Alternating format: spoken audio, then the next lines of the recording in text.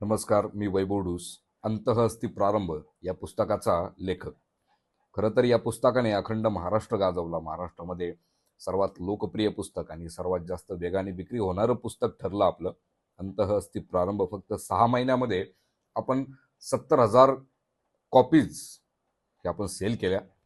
आणि त्यासोबतच मला हे सांगायलाही मला आनंद वाटतोय आणि अभिमानही वाटतोय की राधा रायटिंग सर्व्हिसेस आणि राधा पब्लिकेशन्स यांच्याशी माझा ह्या पुस्तकाच्या प्रकाशनाच्या निमित्ताने माझी भेट झाली आणि एक ऋणानुबंध आमचे तयार झाले.